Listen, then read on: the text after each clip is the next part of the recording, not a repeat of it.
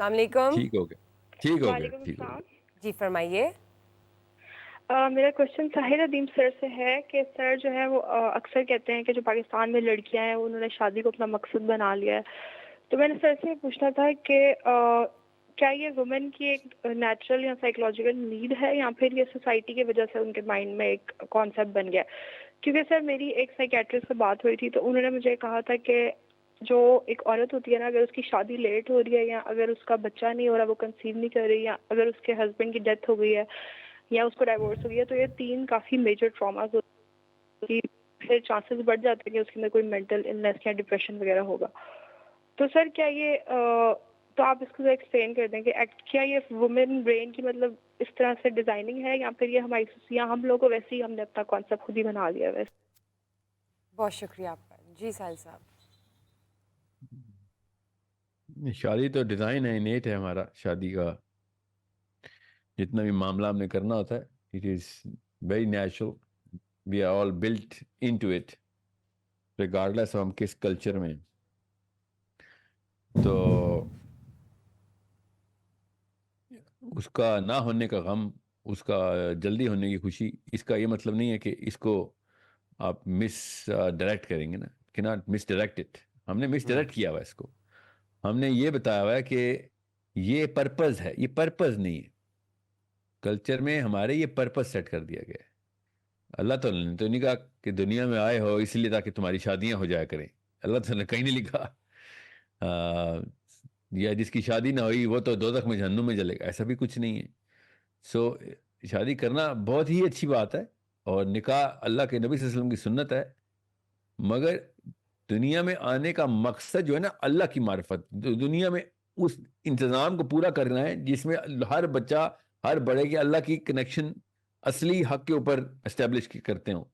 اس کے لیے آپ کو انفرادی لیول کے اوپر کافی سارے معاملات کرنے پڑیں گے. ان میں سے کوئی سا ایک معاملہ جو ہے نا وہ نکاح کا ہے. ان میں سے ایسا نہیں کہ آپ اس کے اوپر پیوٹ کا مطلب ہوتا ہے اس کے ارد گرد اپنی پوری کی پوری زندگی کو گھما دیں. تو ایسے یہ غلط کیا ہم نے، کیونکہ یہ کلچر میں ہمارے اس لیے آنا تھا کیونکہ ہم بیسکلی ذرا سے غریب لوگ تھے. ہم بر صغیر کے زیادہ تر لوگ، اور غریب لوگوں کو ریلیف چاہیے ہوتی ہے اور نکاح کے بعد اس بندے کو ریلیف مل جاتی ہے کیونکہ اب اس کے جو ہے نا سر پہ وہ بوجھ نہیں رہتا فائنینشل. اس قسم کی چیپ مینٹالٹی کے وجہ سے ہم نے اپنی بچیوں کو دنیا کا مقصد ہی غلط بتانا شروع کر دی. اتنے نیچ تھے ہم کہ اپنی انسانی مسلمان بچیوں کو دنیا کا مقصد ہی غلط بتانا شروع کر دیا. کیونکہ مجھ سے یہ وہ جو حافظ صاحب نے آیت پڑھی تھی نا، بلا تحزن، وہاں پہ حزن میں مارے گئے، اور بلا یخافو، ہم خوف میں مارے گئے. یہ ہے وہ خوف جس کی وجہ سے ہم نے اپنی بچیوں کو بچپن سے ہارڈ وائر کر دیا تھا کہ جلدی سے تو نکل بس اس گھر سے، خدا کا واسطہ تو بوجھ ہے. مجھ سے وہ بس وہ غربت کا بوجھ نہیں ہوا اور میں نے آخرت پہ دوزخ کا بوجھ ڈال دیا اپنے سر پہ. ایسے نیچ نکلے ہم. اور اس کے علاوہ دوسری سائڈ کے اوپر بھی دیکھ لیں، طلاق ہو جائے بیٹی کی تو اس کو پتا ہے کہ وہ اپنے باپ کے گھر نہیں جا سکتی. اب یہ سوچیں ذرا، یہ اسلام سمجھ آیا ہمیں. نبی اسلام نے ایک طرف کہتے ہیں نکاح تو نبی صلی اللہ علیہ وسلم کی سنت ہے اس لیے مست کرانا چاہیے، یہ کہانیاں سنائیں گے آپ کو دیکھنا. تو طلاق یافتہ بیٹی کو اپنے گھر پہ پالنا بہترین صدقہ ہے. اس سے زیادہ بڑی انویسٹمنٹ نہیں کر سکتے آپ. یہ کس نے کہا تھا؟ یہ بھی میرے نبی صلی اللہ علیہ وسلم نے کہا تھا. ادھر تو آپ لوگوں کے طوطے اڑ جاتے ہیں. بس اپنی مرضی کی چیزوں کے اوپر جب سنت پوری ہو رہی ہو تو ہاں جی وہاں پہ سنت لے کے اسلام کی لکیریں لگا دیتے ہو اور زبردستی بچیوں کو گھروں میں بند کر کے رکھا ہوا ہے اپنے جو بھی وجوہات ہیں ان کی کہ واپس نہ آ جائے، بیماری جیسے جسم سے نکل گئی ہو. یہ بے شرمی ہے اور کچھ نہیں ہے ہماری. اور اسی لیے ہماری بچیاں، امت کی ساری بچیاں پاکستان میں، انڈیا میں کیا کرتی ہیں؟ وہ ریاکشنری سائیکالوجی میں رہتی ہیں، ڈری ہوئی رہتی ہیں، بلیک میل ہوتی ہیں ادھر بھی ادھر بھی. سو یہ آپ کا سوال جو ہے نا وہ جتنا مرضی میں اس کو یس میں بول دوں کہ ہاں یار نیچرل ہے، لڑکے کی بھی لڑکی کی بھی شادی کی خواہش نیچرل ہے، ہاں، مگر شادی کو پرپز بنانا نیچرل نہیں ہے. وہ کہاں سے آ رہا ہے؟ وہ یہاں سے آ رہا ہے. اور اس کے سمٹمز دیکھ لیں. کاز میں نے آپ کو بتا دی، سمٹم ہر گھر میں تقریباً ایک جیسے ہی ہیں. کاز جان کی کوئی بات نہیں کرتا، اس لیے میں نے ذرا تفصیل سے بتا دیا آپ کو. اچھا جی، یہ کالر ہے جی، السلام علیکم. اچھا السلام علیکم. ڈراپ ہو گئی، کال ڈراپ ہو گئی ہے. اچھا ساحل صاحب، یہ جو اللہ تخافوا ولا تحزنوا جب ہم معاشرے میں دیکھتے ہیں تو یہ جو مختلف قسم کے خوف ہیں ان سے نکلنے کا پھر کیا راستہ ہے؟ وہ بھی یقینی طور پر قرآن میں ہی ہے، اس کے راستے میں رکاوٹ پھر کیا ہے؟ پھر سب سے پہلے تو ایمان جو ہے نا، ایمان کی دیکھیں دولت کتنی بڑی ہے کہ خوف سب کو نظر آتا ہے، خوف سب ایکسپیرینس کرتے ہیں، ہر گھر میں ہے، ہر گھر میں. اور ہر بندہ ایک دوسرے سے بائی دا وے کلوز بھی، میں اور آپ ایک دوسرے سے کلوز بھی اسی لیے ہوتے ہیں کیونکہ ہم دونوں کو ایک طرح کے خوف ہوتے ہیں.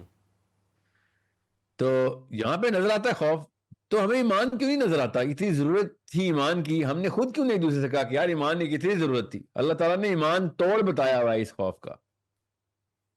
اتنی بڑی نفسیاتی ضرورت ہے ایمان ہمارا، اللہ پہ ایمان جو ہے.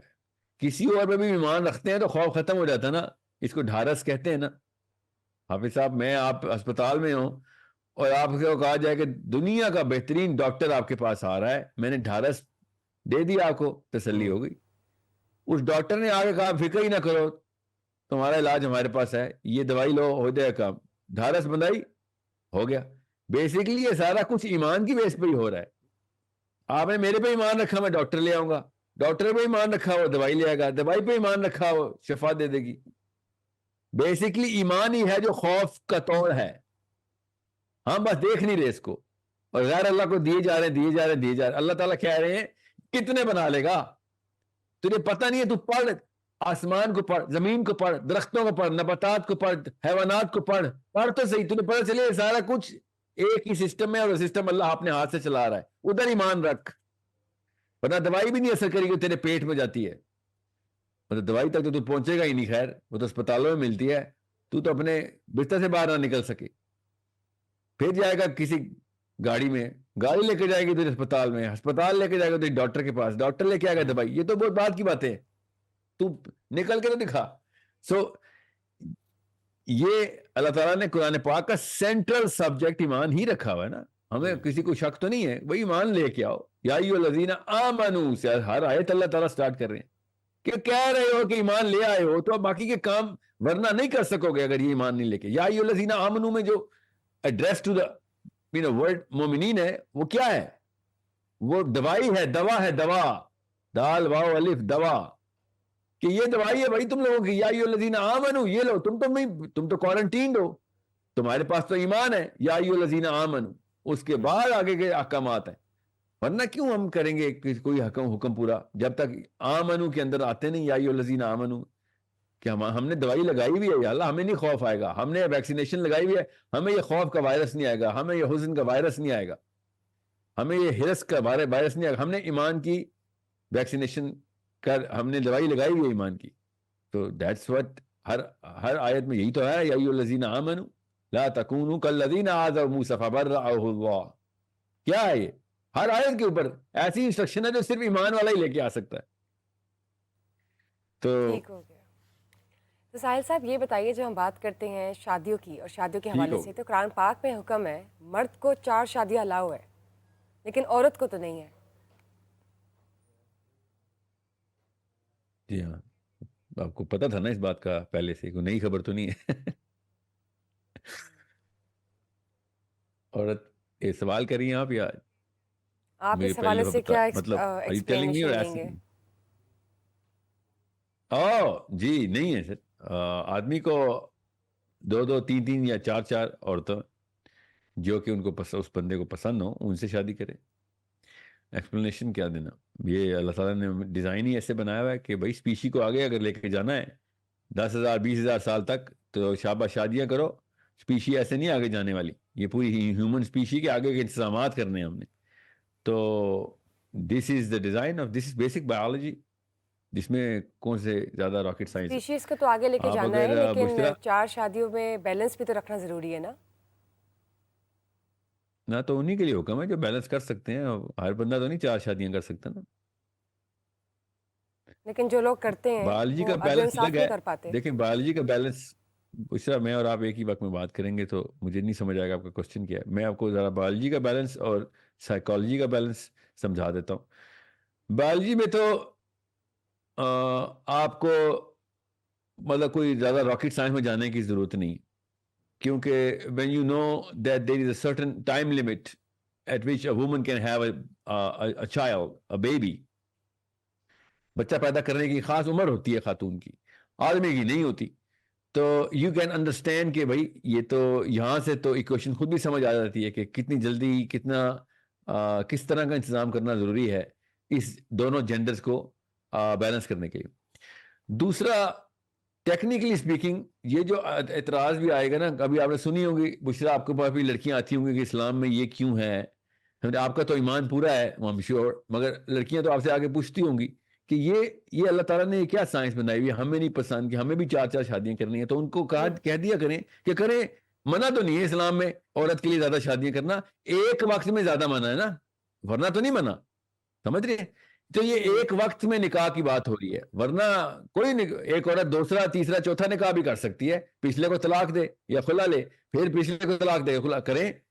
یہ تو کوئی بائنڈنگ نہیں ہے نا کہ ایک عورت ایک آدمی کے ساتھ ہی بس کھوٹے باندھ کی جو مرضی ہو جائے. ہم ہندو تو نہیں ہے نا ستی کی رسم پورا کریں گے, سمجھ گئے. لیکن ساحل صاحب وہ مرد جن کے پاس بیٹا بھی ہے, بیٹی بھی ہے, بیوی بھی ہے, پھر وہ زبردستی کی ایکسٹرا, جیسے جو پتہ چلتی ہے کہ دوسری شادی بس ایکسٹرا شادی ہے, کوئی سرٹن نیڈ بھی نہیں ہے, بیلنس نہیں ہے, تو وہ کس کیٹیگری میں فال کرتی ہے جہاں پہ عدل و انصاف بھی نہیں ہے, پھر دوسری شادی ہے.